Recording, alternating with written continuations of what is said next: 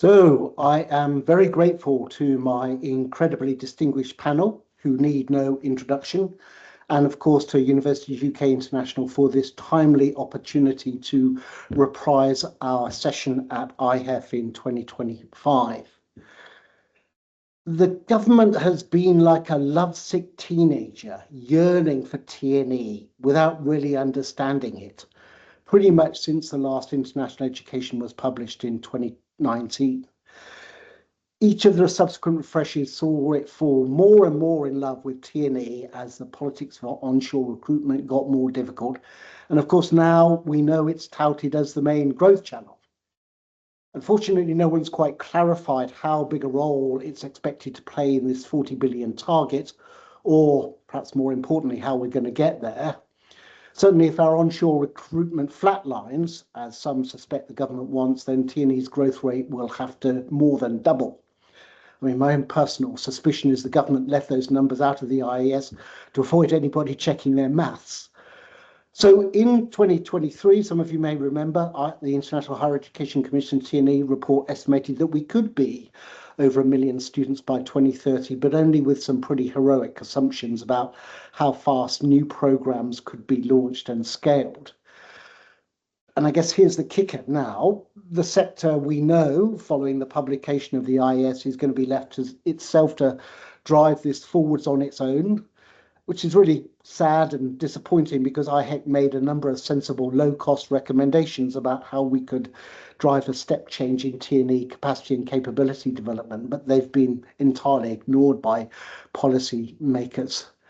So that's not to say that I wish to dampen enthusiasm. I've been, as some of you know, boring on about TNE for longer than even I can remember. It's about understanding the challenge, about framing the context. And for me, this means we must proceed in evidence-led way, clear-eyed about the way in which TNE needs to develop in order to deliver on its promise, making decisions based on facts, not on wishful thinking. And I'm afraid we can see that a lot of the current discourse around many issues is based on how people would wish things to be rather than how they are. Key thing, I think, is we have to challenge the business as usual mindset. We've got to develop a bold new playbook, as we outlined when we developed the summary for this session, one that's innovative, collaborative, and honest about the trade-offs.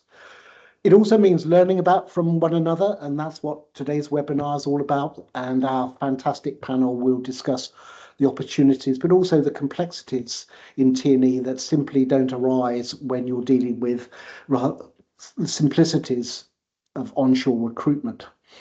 So if I take a few examples, and I'm not going to bore on, but just a few examples to illustrate how complex TNE can be in the real world compared to onshore recruitment. Okay, so India, fantastic regulatory changes, unprecedented openings for universities. Oxford International, where I'm the CDO, was delighted to partner with the University of Southampton for its Delhi campus.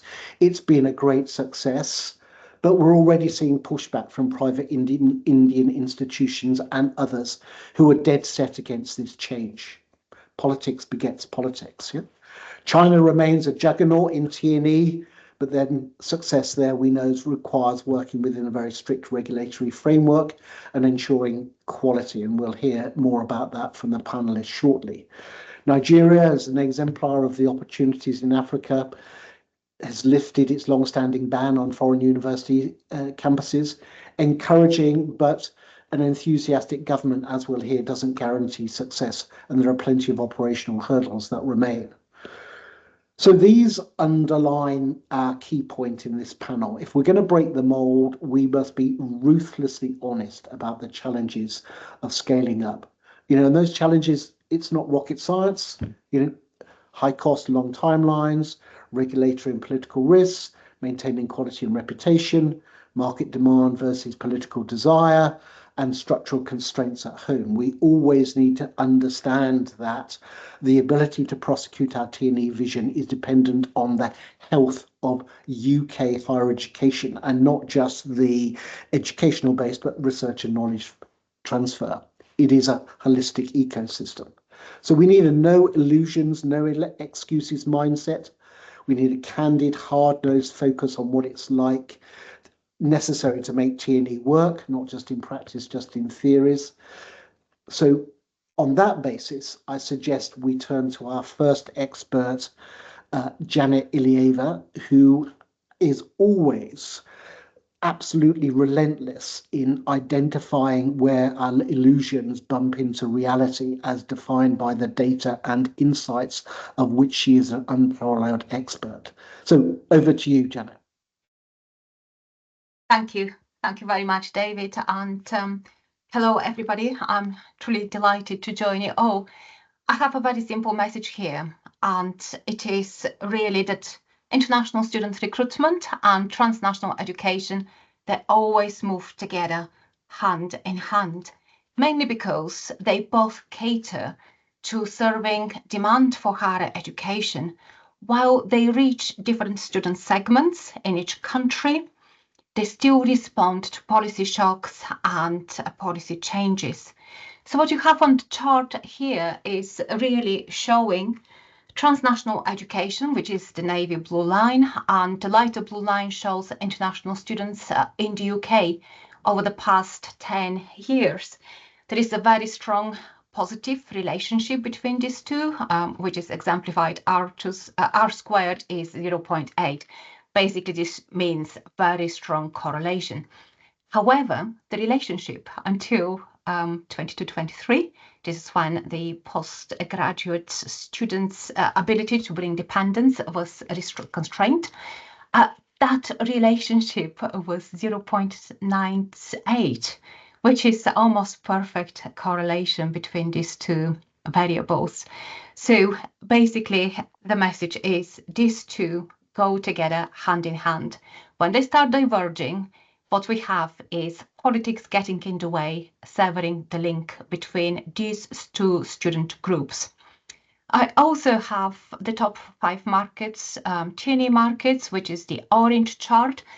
What you have there is the percentages of each market towards the overall student population. So you can see that the TNE population appears to be more diverse. There is less concentration in the top countries, whereas the international students in the UK is much more concentrated and heavily reliant on the top 5, which account for 61% of the overall student population. So very high reliance on top 5 market.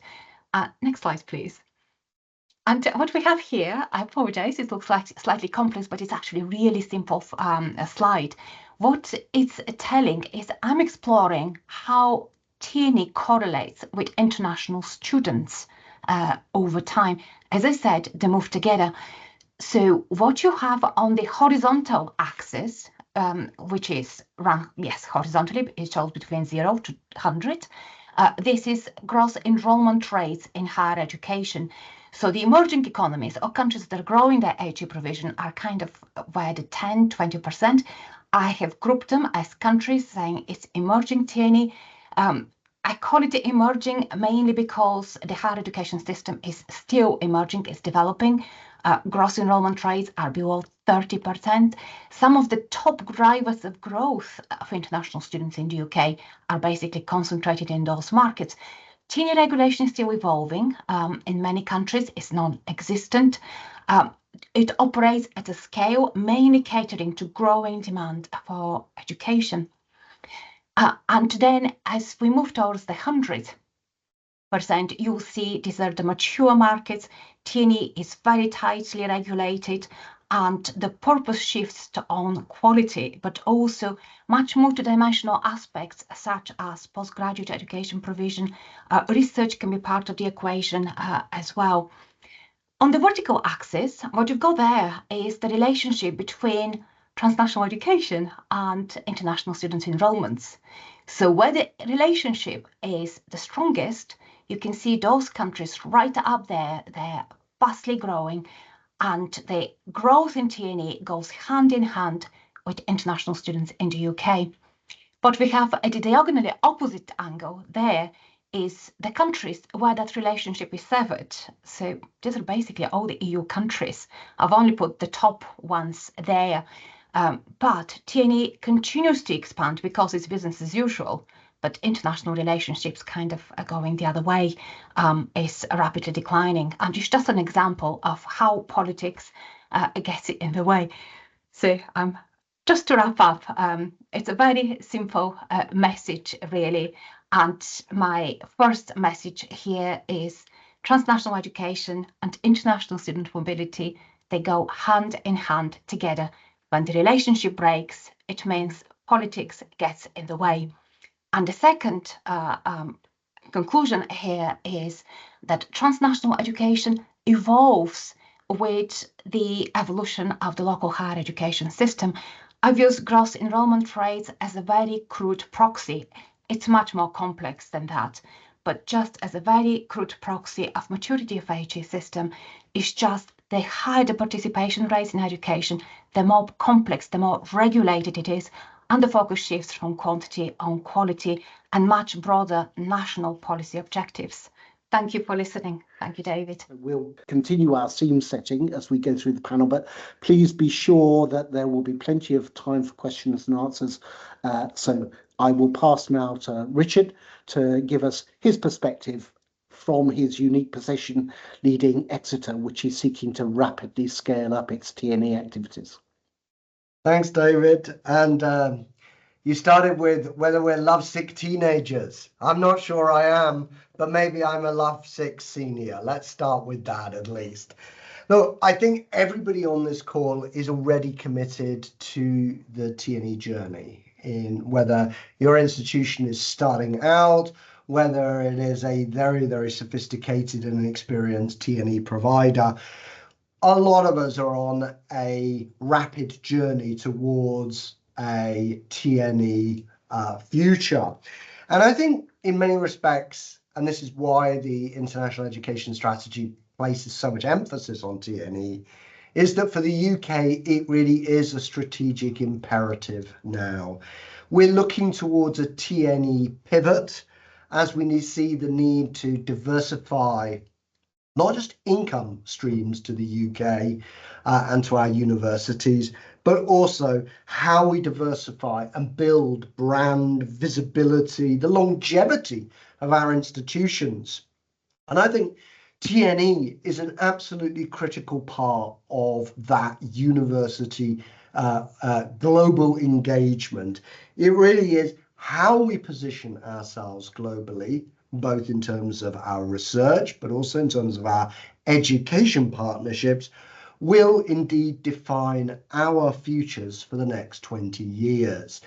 British HE is really an area of outstanding excellence for the UK, and we face a highly competitive global future, competing with not just the United States or Australia, but with a range of other leading countries, both emerging and indeed established in terms of our academic leadership of higher education. So to me, it's absolutely essential that UK HE embraces this TNE moment and begins sensibly creating resilient higher education, transnational education structures in key geographies going forward. And in that key geographies, I think because TNE is not something that you're going to turn around in 5 years, this is something that is going to be there for 10, 15, 20 years of your institutional journeys. And therefore, positioning ourselves in those key growth demographies and also in those key growth scientific and research communities and business communities is essential. And that's how I see transnational education, as an incubator and an accelerator to our university activities in different geographies in the world. And if we take just Janet's point a few minutes ago and this slide here, what's hot, what's not, where do we go in the TNE journey? And we'll talk a bit in a moment's time with Ben about the strategic intent of a university in this TNE space, and we can talk about that later on. And therefore, what is really attractive will always be different to each institution. But to my mind, and I think the demography would reinforce this, the absolute imperative for UKHE is strengthening our footprint, our presence in transnational education in a respectful, mutually beneficial manner, of course, in East Asia, South Asia, and Sub-Saharan Africa. And fundamentally, how we do that over the next 5-10 years, I think, will partially determine how successful not just our futures are, but the future of our own universities, whichever one we come from. So with that, David, I'll hand back to Ben, who no doubt will talk about a more specific example. Thanks, Richard. And I guess just before we go to Ben, just to draw out the key point that you made, which is that it has to be right for your institution strategically. So, the activity, the location, the sort of TNE you do, this is a really thoughtful activity that requires great strategic consideration. It's not something that you rush into because that route will catch the unwary. And it's not as though we are unfamiliar with TNE disasters that people have had to quickly reverse out of. So Ben, over to you, please. Thanks, David. It's great to be with you and everybody on the call today. So I'm Ben Matthews. I'm at the University of Glasgow, and we're in fact celebrating our 575th anniversary this year. And at that moment in time, we have around 10% of our global student population in TNE.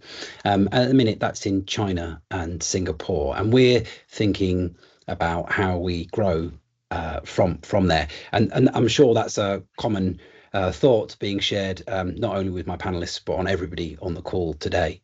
And we've heard, in terms of the market data, we've heard in terms of the international education strategy, the intent, the potential for growth, the market opportunity that exists. But kind of, David, to your point, and to Richard, there's then a question of how might we be successful in that space. And I'd argue successful TNE is where an institution delivering TNE in a particular country or geography around the world knows why they're there, what their aims are, and how they're enabling their intent in that particular project. Perhaps the alternative to that is what we might call fragile TNE, where it's not necessarily driven by a lack of market. It's not that we've misunderstood the market and the market's not there. I'd argue perhaps it's more to do with, or more often to do with, a misalignment to the university's strategy, to the university's core values, and a misalignment to the capabilities of the university. So kind of with that in mind, and I myself are embarking on a kind of journey, having joined Glasgow recently, I was reflecting on how might we maximise the chances of being successful in TNE. So I've framed this not as a model, but as a lens. So at the core is us as an institution understanding how we define our intent, our raison d'etre of TNE. Why is it we want to do TNE?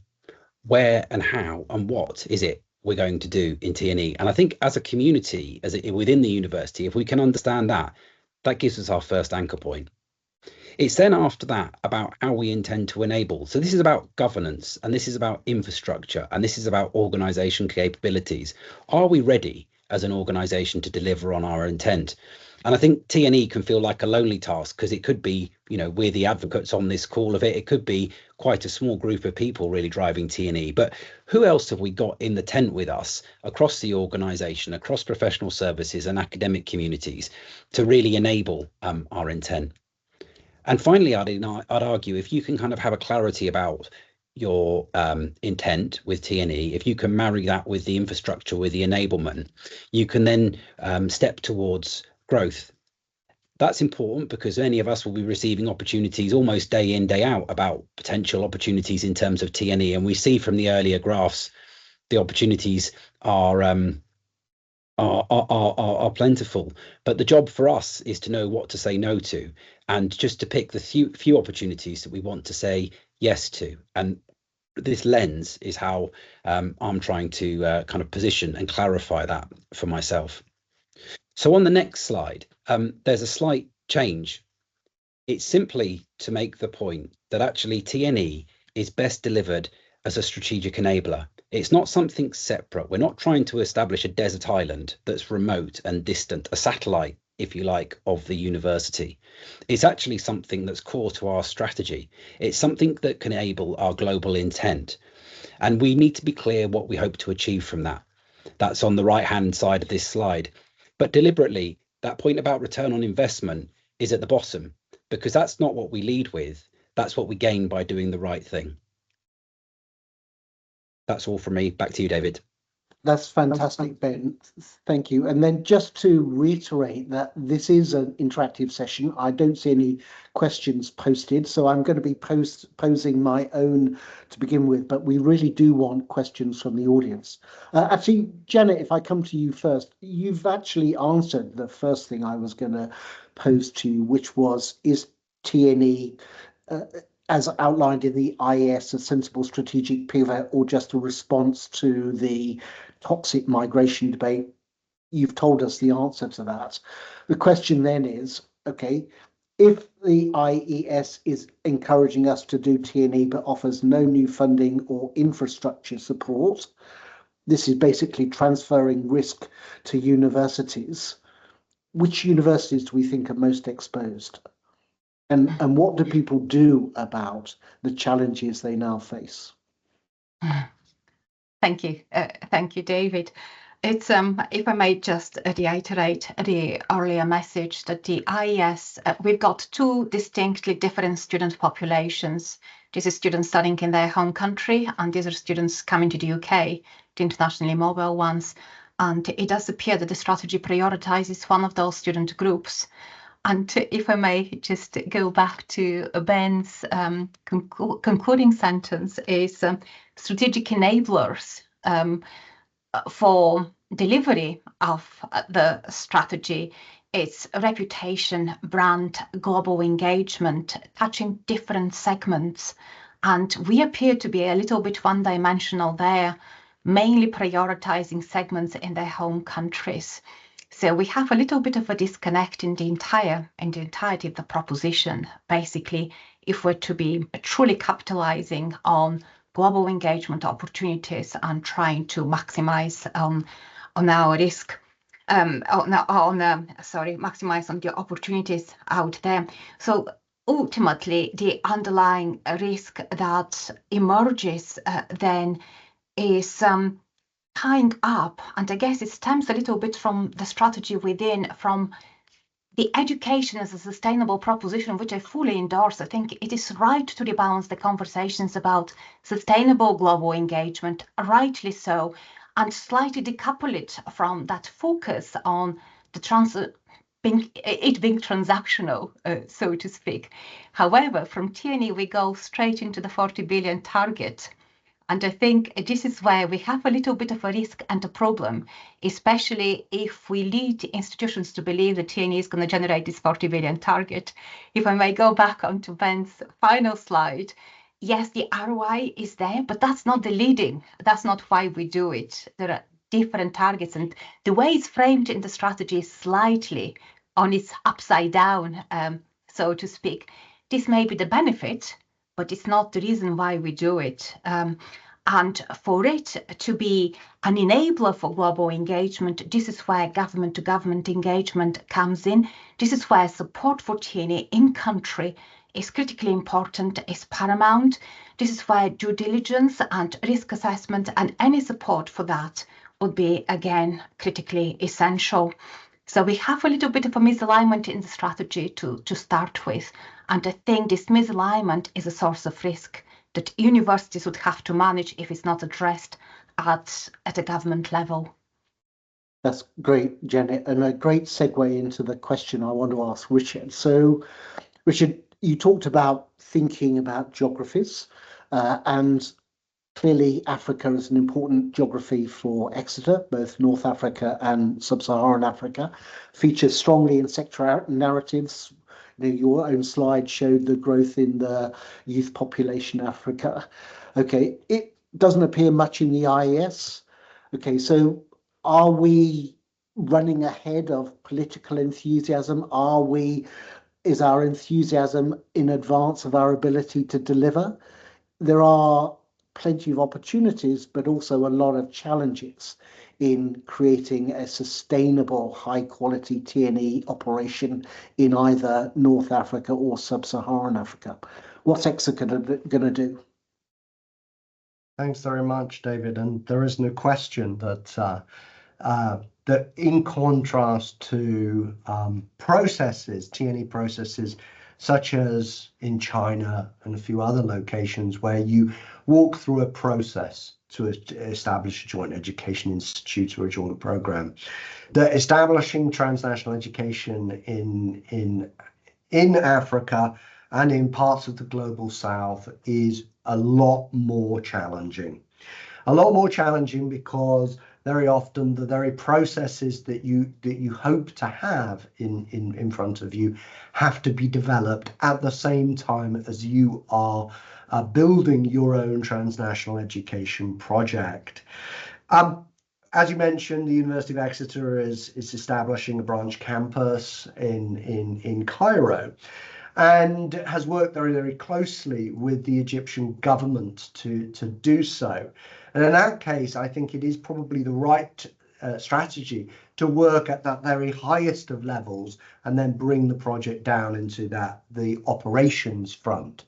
The flip side to that is that with all of these projects, you end up with government intent, not necessarily in always being operationally synced into the day-to-days.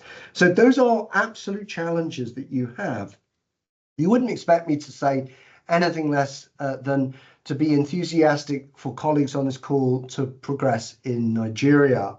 It's part of the world I've spent more time than anywhere else and working internationally, and I was one of the people who wrote the TNE regulations for Nigeria, along obviously with the NUC and representatives of the British Council and UUK and indeed the British DBT. Those TNE regulations are extremely permissive in Nigeria. They open a landscape, but what they don't do is work through the operational side of setting up. And I think from my side, the opportunities in Sub-Saharan Africa are significant, not necessarily because of the demographic dividend, although that will undoubtedly play an important part. But I think also that for modern British HE, we also need to be rooting ourselves and indeed working with Sub-Saharan and North African infrastructure and indeed the HE landscape in those regions, the industry landscape, to enhance our proposal. So the answer to you is yes, Exeter is embarking very rapidly on a TNE agenda, moving from, if I'm entirely candid, from minimal TNE to maximum TNE in the space of a few years, which has its own challenges, which we can talk about later on.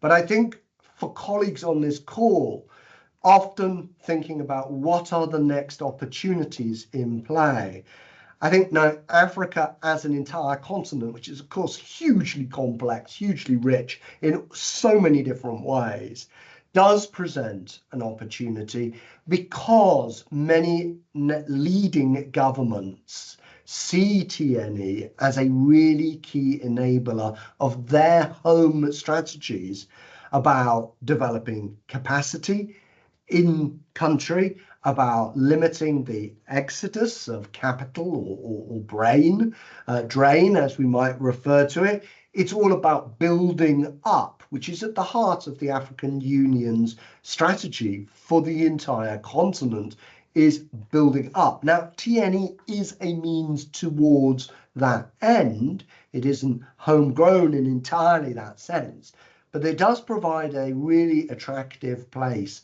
an interface where British universities, for example, can work with African colleagues across the continent from north to south to really co-create, co-develop something that is both meaningful for that market, meaningful for that community of students and parents and employers, etc., but also really begins to expand our global presence and our work across this critical part of the world. Although there is no question, David, that it is not always straightforward.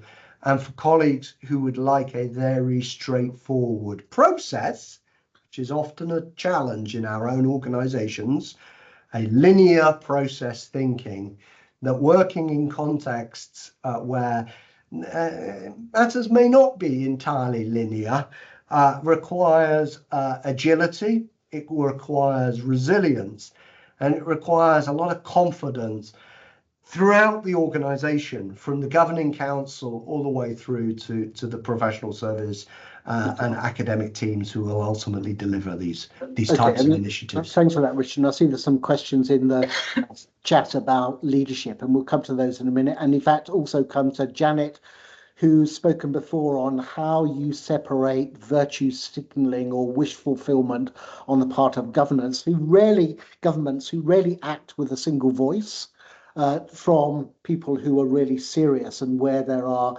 government actors who have the control of the agenda to push that forwards. But before I go there, I want to pick up on the earlier point and link it to Ben's initial scene setting. Okay, so as you respond to this new wave of opportunity, Ben, in Glasgow, so you talked about some of the things you're looking for. What are the non-negotiables for you that mean you'll green light something or you will red flag it? How do you sort out wheat from chaff in this arguably a world of opportunity, though actually when it comes down to it, you end up in pretty much the same 6 countries? Yeah, I think it's a great question, and part of it, builds on what you were just saying in terms of starting with the government framework and the regulatory alignment. So it's trying to, in that sense, I think building on your point, differentiate between what might be the wish of a minister versus what exists in primary legislation in a country. So I would say one of the non-negotiables, we're understanding that there's a firm regulatory environment for you to operate. To Richard's point, these are long-term ventures over 10 years, and making sure that that is codified in legislation, so that if there is a change of executive within the government, that you can endure, you can continue to operate. Universities will then want to consider their own academic. One of the questions is sort of thinking about, how do you take your academic quality assurance teams on this journey with you? So your organisation will have probably a way of doing things in terms of academic quality, but what I kind of frame as a kind of tolerance. What are the models that we're willing to adopt? They're presumably the ones that we already have today, but also to what extent are we willing to flex that? So having that internal conversation about understanding what's in scope for your institution. So that helps as one of the things to screen out models when they come in your direction. I think sort of, if you sort of think of a kind of opportunity coming in and a kind of quick test as it kind of lands on your desk on a Monday morning, also thinking about the potential scale and accessible market is important, because again, these are long-term ventures, and generally sort of the optimism that we might collectively approach and see in a potential market takes longer to mature and actually realize. So I'd suggest you're looking for an accessible market that's that you can really see. Where is that market coming from? Is it coming from domestic students? Can you see them? Are there examples of other providers already in country, or is this a proposition about kind of more crystal ball, what might happen in 10 years? And again, it's not saying that either of those are wrong. It's just understanding the duration of time it will take you to build up student numbers in order to cover your costs. But again, all of these things correlate back to those kind of R's in my mind that I had on the right hand side of the slide, because it's about understanding your risk appetite. So if we're thinking about return on investment, it's a question of what's your appetite in terms of capital risk? How long are you willing to wait until you see an initial break-even point on your project, and when would you want to get payback? So I think the more you can mirror, if you like, understand the macro, which is kind of government regulation, accessible market, with, if you like, more the internal, which is your own risk appetite, your understanding in terms of which models are in your tolerance, then that starts to give you a kind of initial test of some of these opportunities that I know land in everyone's inbox day in, day out. Great. And I do want to come to you, Janet, because this is absolutely crucial where you start the journey. But if we go to the worked example, which is what Delia would have spoken about if she'd been able to join us, which was the Southampton Delhi campus developed in partnership with Oxford International. Okay. I'm old enough to remember we've been waiting 2 decades for the opening up of India, because it was beget by politics. And as I started to say at the beginning, there's more politics coming. Okay, so you absolutely have to understand that higher education is political, not just in the UK, but everywhere. Okay, but then, as you both, Ben and Richard, have articulated, you need a clear strategy that is based on the fact that you're going to be in this place for 2 decades or longer. Okay, so, and you need to understand, as you said, Ben, why you're there. I mean, that's what Southampton had. And then I think, Tom, you were asking about joint partnerships, private sector providers like Oxford International. The basis for the success between ourselves and Southampton was recognising one another's strengths, that we had complementary expertises. I mean, universities can do anything, but they can't do everything. And actually, it is quite difficult for them to bring capital to the table. Risk and risk appetite is an issue, and actually private sector organisations like ourselves are very expert at managing risk, and we are very agile and we are immensely realistic, and we shared Southampton's relentless focus on having high quality student experience, and at the root of that, not just the classroom experience, but the employment, not employability, the employment outcomes. Okay, so in that sense that the private sector brings you money is only a tiny part of the game. It brings all sorts of other value addeds for institutions as we go on the TNE journey. But back to you then, Janet, if I may, okay, because that whole point about where do you start, who's serious, how do you sort out the competing narratives from different arms of a government to decide where to go? How do you begin on that journey? It is an excellent question, and I guess understanding the operating environment and the requirements of different countries, depending on the stage of their HE development, is critically important. But is there one thing you should be looking for? I mean, is there a sort of like a golden ticket? I mean, is there something, the thing that says these people are serious? I would start looking within, and only from looking within and why one wants to do it. Then look outside and identify opportunities that best speak to your intent and to your strategy. So if an institution is aiming to scale up provision, then we're looking at undergraduate provision in countries probably emerging HE landscapes. If an institution is really carefully exploring the operating environment, they may want to go in a place where TNE is regulated. The risk may be lower compared to the regulatory oversight of less regulated country. Hence, the due diligence, let's say the World Bank indicators, governing indicators, are a good proxy for how well regulated a country is. There are some very broad proxy indicators that may be quite helpful if an institution starts to explore that scale. But I would suggest look within and understand best why you want to do it, and then decide whether it's a large scale, it's niche delivery, it's research partnerships, or trying to diminish the research costs at a university by basically venturing into research partnerships overseas. So it's a very institution specific to start with. Well, let's go to Richard then. Richard, So you must have started within, because the things that Janet's identified are not characteristic of either North African or Sub-Saharan African markets. You know, that's so. Could you talk us through then the process by which that internal view got you focused on different parts of Africa? I mean, obviously there's demography, which you talked about. The other things that were key in your determination, this was the right place to focus for Exeter? Sure. I won't repeat points that Ben and Janet have raised. Clearly, the opportunity needs to be a very appealing one.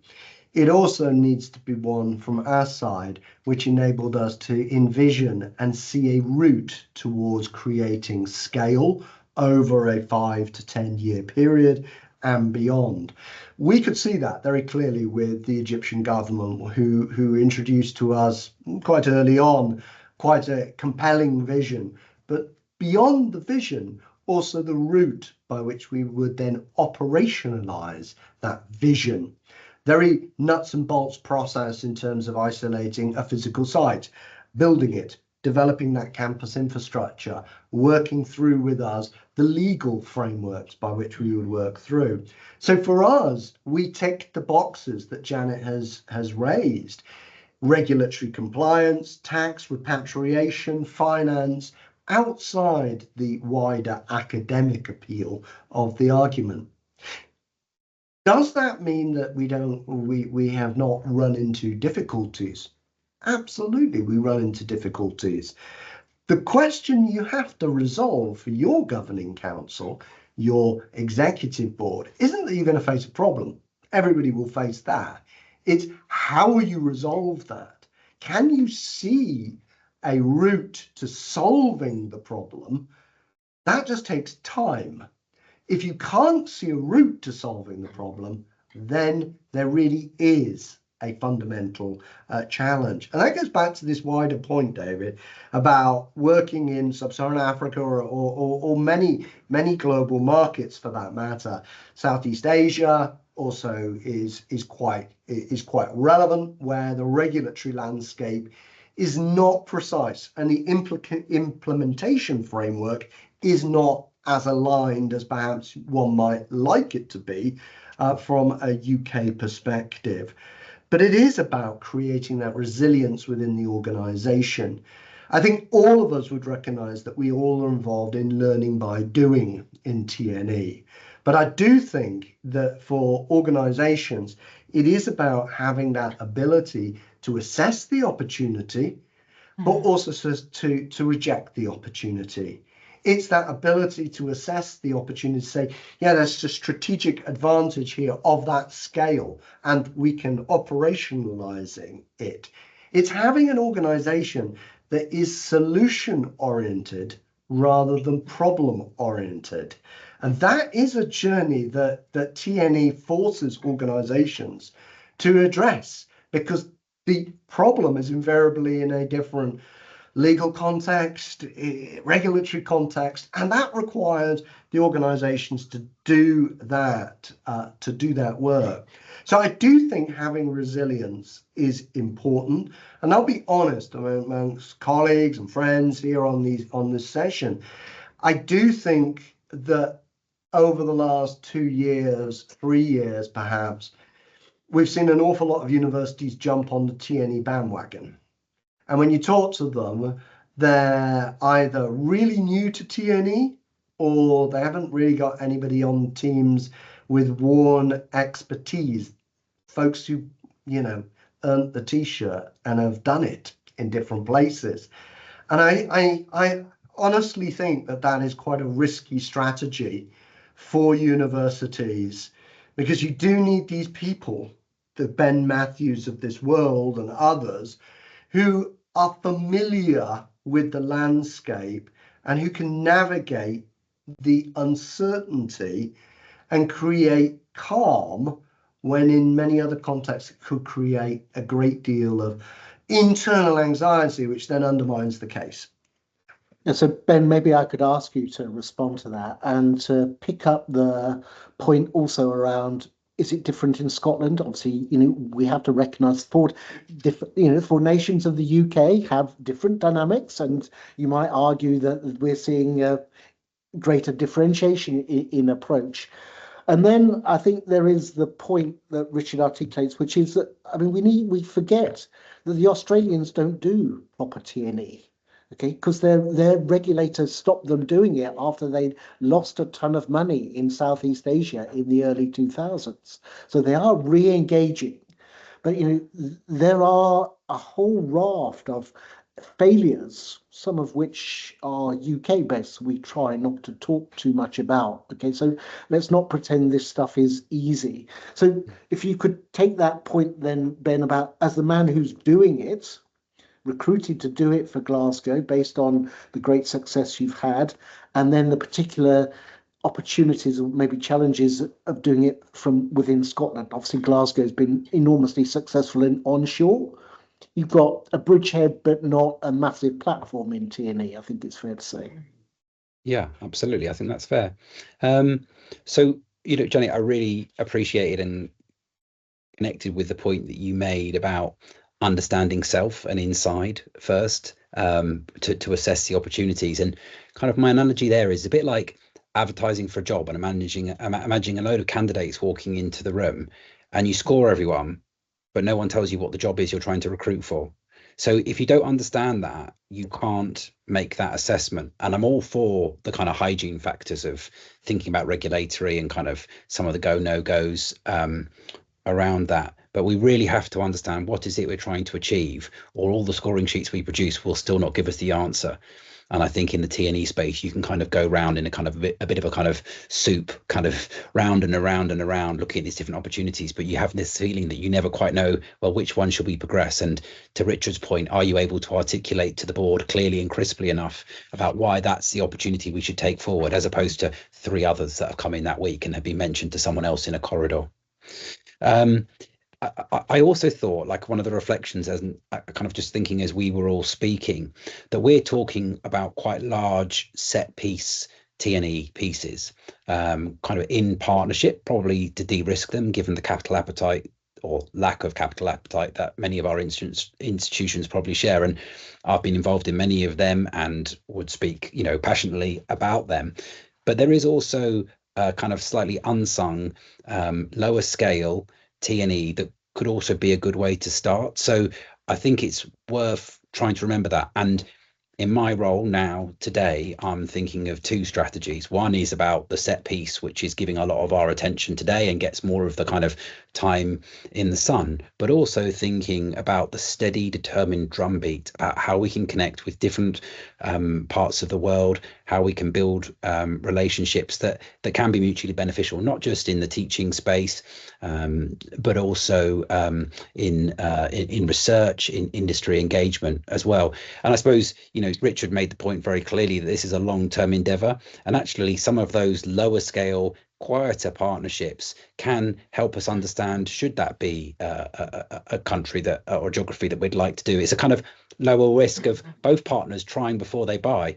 Otherwise you can end up kind of right on the top floor, kind of at the top of a ladder, kind of 2 partners looking each other in the eye and saying, shall we do this? Shall we jump? Shall we go? But actually, maybe it would have been helpful to climb some of that ladder together, step by step. Yeah, well, maybe I could, sorry, Ben, please carry on. You asked me about Scotland, so I smiled because I thought I don't think I'll present myself quite as an expert on the Scottish sector just yet. But I will give you some observations, because as you'd expect me to, I've kind of thought about the HESA data and what does the HESA data reflect in terms of Scotland, and also for Glasgow in terms of the Russell Group, membership and participation. I think, for the Russell Group, my observation from the kind of HESA trend would be the growth in TNE onshore delivery hasn't been as sharp as if you look at kind of to the whole UK sector. So, but I know, to Richard's point, we know many Russell Groups are making significant moves, so we expect that to change. Scotland is actually underrepresented in terms of TNE. So Glasgow's at 10%, and that's kind of echoed through a number of other of our, Scottish institutions. So I suppose one of the draws to me is you look at a university such as Glasgow with that 575 years of standing, and actually there's a real opportunity to learn from what's happened elsewhere, learn from others, and for the sect to step forward. And certainly I really sense a kind of enthusiasm and appetite to do that here. That's great. So, and I just want to encourage more questions, but to reiterate the importance of the point you just made there about the, I guess, justifiable focus on branch campuses, because we've got some, I think, again, the Southampton campus in India and the ones that are following have got a lot going for them. However, the vast majority of TNE is validated programs. Yeah, and certainly when I left Coventry, we had over 20,000 students on validated programs, and that's a great way in to the TNE market to build your expertise. And people who've certainly got limited resources, limited appetite for risk should be considering that. And I think, Janet, we ought to come and talk about articulations at some point. But I do want to come to some of the audience questions. So, Jazz, you said you're asking, how do people choose the right partner? Well, of course, the right partner in many instances will be Oxford International. Yeah, so we point to our success with the partnership with Southampton as a worked example. Somebody else talked about needing more worked examples in his webinars. How many more do you want? But seriously, how do you go about choosing the organisation that has the right fit for you? I mean, Richard, maybe I could ask you that first, give Ben a bit of time to think, and Janet, perhaps I could ask you to talk more generally. I think a great deal of research is what you have to do. Don't be rushed into making a quick decision. Don't think that one opportunity is the only opportunity, because certainly there are many others which are similar and perhaps potentially better. I do think that the core point around expectations that we've touched on is important, that both organisations have a shared set of expectations. We've seen a lot in the last year or so about, frankly, very, very inflated recruitment figures that institutions might enjoy from TNE projects, largely based on initial and optimistic readings of markets, it has to be said. So having and sharing those expectations together, and also think it's really important that the teams work effectively. These are really, really, really close partnerships, and that you need to have the partner, wherever it might be, that there's a shared sense of respect, a shared sense of delivery plans. Each one has very clearly articulated responsibilities. I would urge everybody to do that rather than ending up with confusion over who's doing what when. With commercial partners such as Oxford International or university partners such as the ones that we're working with in the ones I've mentioned already. I think having that sense of shared understanding, shared expectations, shared responsibilities is fundamental to getting this to work. And also, and I think it's important too, that the location that you are planning to set up in is appealing. If you are involving flying faculty and staff at volume, it's all well and good being all exciting for the first year when people haven't yet been to these places. But these TNEs don't last for a year. They keep going and going and going and going. So you need to find that kind of destination, but also the kind of staff and student experience on the ground, which will ensure that your flying faculty, for example, will always want to keep going back. And okay, it isn't just a chore in their duties. That's great, Richard. Ben, and then I think I might come to you, Janet, to talk about the different typologies and how people start to think about validated versus branch campus versus whatever. Ben, do you have a perspective? Because this was a consistent query in our Q&A about how do you choose who to partner with?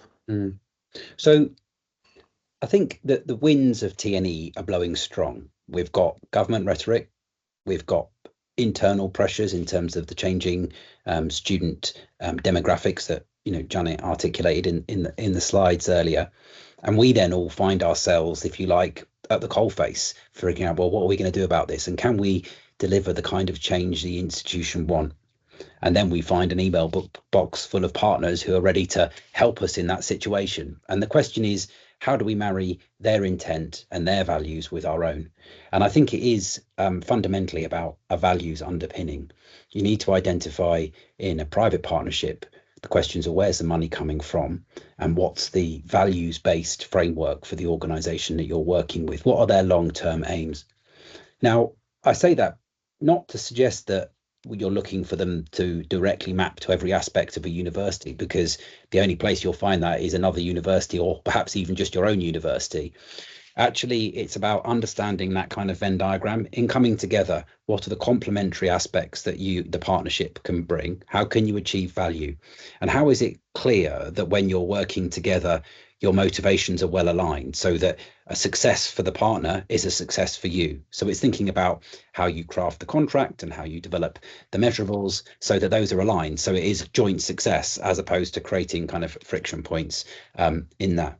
But it really does come back, I think, in these times where the winds of TNE are swirling around us, lots of internal expectation and hopes, and to be honest, colleagues who probably are just feeling quite stressed generally about things. The point is, we as organizations have to understand what it is we want to achieve from this, because that's our grounding. In times of kind of storm, if we can be firmly grounded and understand what we want to achieve, we can then talk to our partners about that. Someone put a question in the chat about, should we discuss exit? What point do you discuss exit? Well, actually, exit's super important. But I use it, if you like, as an acid test. So if a partner is not willing to discuss exit scenarios, for me, that tells me all you need to know, because actually that means that they're not engaging at a values-based and a maturity level of conversation that is going to marry with the universities. So it's really trying to have all the difficult conversations. Perhaps one acid test is, are there any questions you can't ask your partner, which are relevant? There are probably lots of questions you shouldn't ask your partner, I get that. But the point is, in this context, you know what I mean? In terms of not feeling like, oh, we don't know if we can ask that, or maybe we shouldn't challenge them on the market demand data they're providing us. So I think it's being open, being transparent, and thinking about exit, because that then introduces what happens if things go not so well, and then there can be lots of conversations about what happens if they do go well. A final point on partnerships would be looking for points of triangulation. Your partner has a vested interest in success. You and we all have a vested interest in success. It's our job, right? We're going to get our PDR ticks and our promotions if we make these things happen, right? And the more it goes along, you spent a year working on this thing, it can be really quite hard to let go of that, right? So what are your points of triangulation? Where do you look to for independent sources of information? It doesn't have to come from necessarily from an expensive consultancy. There are many open sources data. Even your own internal marketing teams have ability to do market insight. That information isn't necessarily better or worse than what your partner's providing, but it provides reference points. It provides a confidence and a check in terms of our own bias, our positivity bias. We're all going to be glass half full type people, right? But it also gives our boards security that we're able to have that mature conversation, look at alternatives, and identify where we think a reasonable trajectory for the proposition we're bringing forward might be.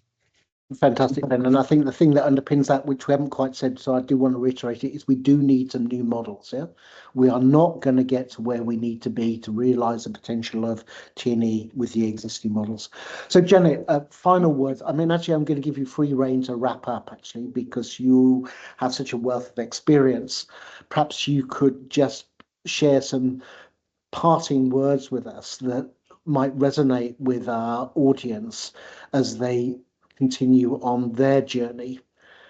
Key things that you maybe wished somebody had told you, things that you feel are absolutely crucial. What's your key message for people who've been interested enough to log on today? If I may just finish some of the sentences started by Ben and Richard here, and bring back the prominence of place and how important place is.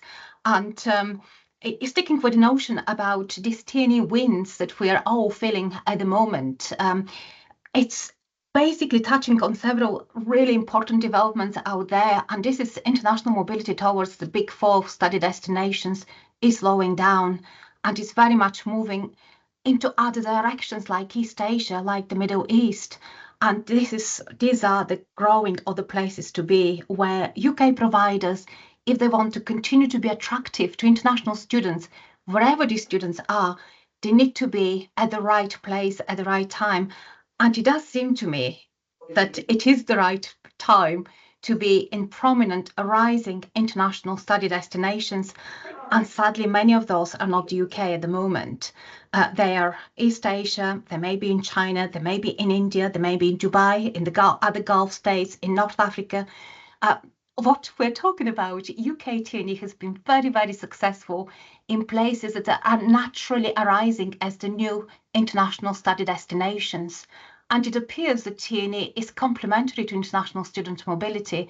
And at the moment, whilst I was talking earlier about this positive relationship between the international student mobility and TNE, it's actually, we have to broaden up this definition. It's transnational education wherever it's needed, but also international student mobility wherever these international student flows are heading.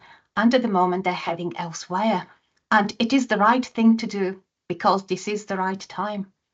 Okay, fantastically summed up and a wonderful concluding note, Janet. Just to say that those of you that have found this webinar interesting, and I see from the chat that that includes a lot of you, please do join us at IHEF, where we'll be again partnering with Universities UK International. We're very grateful for the platform they provide. Okay, there'll be an interesting session there. Janet and Richard will be joining myself and Enzo, and we look forward to continuing the debate. But thank you for joining with us today, and we will try and get to some of those questions that weren't answered. We are very fortunate that the panel is not only very experienced, but also very generous. So please don't think that you have been neglected if you haven't been called. But thank you very much for making this a great session. Really appreciate your time. Thank you. Thank you.